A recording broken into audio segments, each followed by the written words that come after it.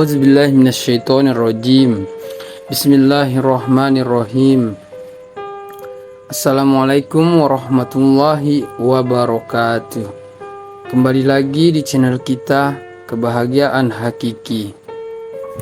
Jangan lupa like, comment, share, and subscribe. Kali ini kita akan membahas tentang fadilah dari puasa Senin Kemis. Puasa Senin Kemis menjadi salah satu amalan yang rutin dikerjakan oleh Rasulullah Shallallahu Alaihi Wasallam.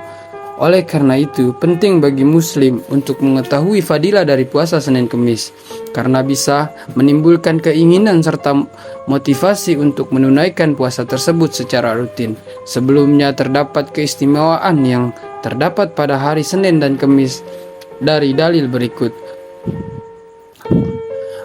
Di dalam Sahih Muslim dari Abu Hurairah radhiyallahu anhu, Rasulullah Shallallahu Alaihi Wasallam bersabda, pada hari Senin dan Kamis pintu-pintu surga dibuka. Oleh karena itu, semua hamba yang tidak mempersekutukan Allah dengan sesuatu pun akan diampuni dosa-dosanya, kecuali jika terdapat permusuhan di antara seseorang dengan saudaranya. Kemudian dikatakan, tahanlah pengampunan terhadap kedua orang ini sampai keduanya berdamai.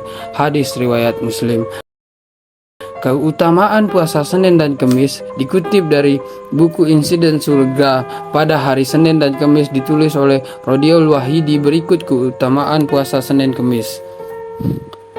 1. Mendapat gelar takwa. Siapapun yang ikhlas melaksanakan puasa sunnah termasuk puasa Senin dan Kemis serta mematuhi semua syarat, rukun dan ketentuannya akan diberikan gelar takwa.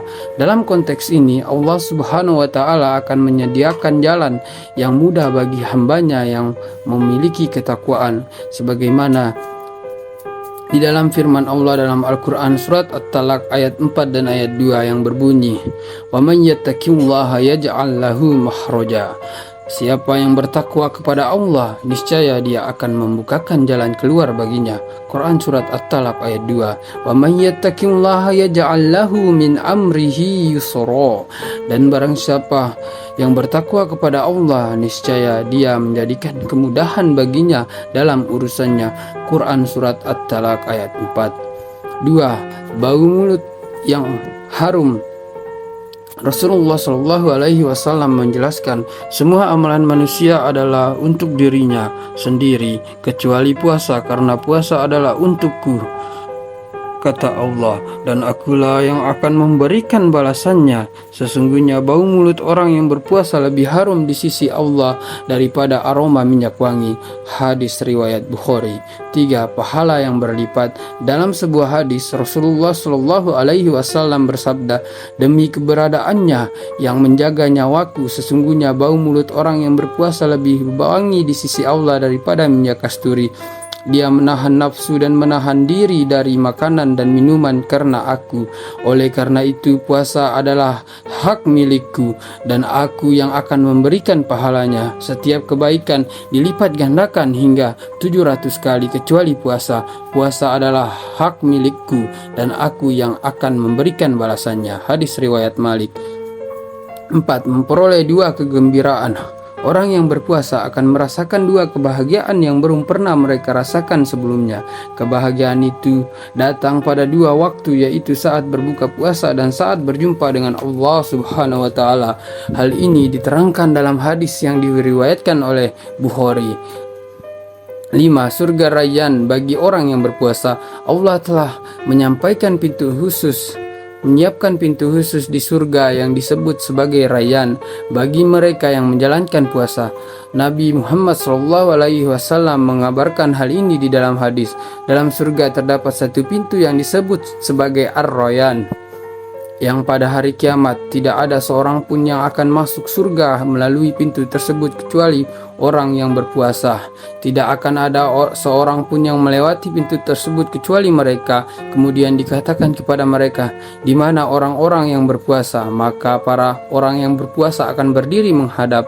Tidak akan ada seorang pun yang masuk melalui pintu tersebut kecuali mereka. Setelah mereka semua masuk, pintu itu akan ditutup dan tidak akan ada seorang pun yang masuk melalui pintu tersebut. Hadis riwayat Muslim. menjadi amalan yang tidak ada tandingannya.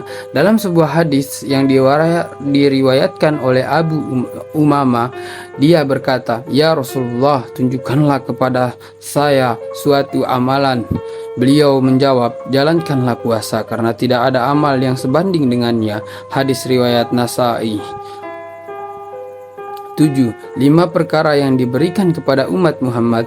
Puasa adalah salah satu dari 5 hal yang diberikan kepada umat Muhammad dan tidak diberikan kepada umat sebelumnya. Di antara hal-hal tersebut adalah Allah memerintahkan malaikatnya untuk memohon ampun bagi orang yang berpuasa, dan bau mulut orang yang berpuasa lebih harum di sisi Allah daripada minyak misik.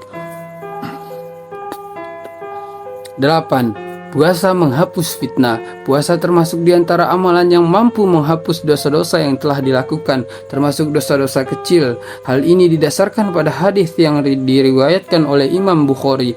Pada suatu kesempatan, Umar bertanya mengenai riwayat fitnah. Dia mendengar bahwa Rasulullah Shallallahu Alaihi Wasallam yang bersabda bahwa fitnah tersebut dapat dihilangkan melalui sholat, puasa, dan zakat.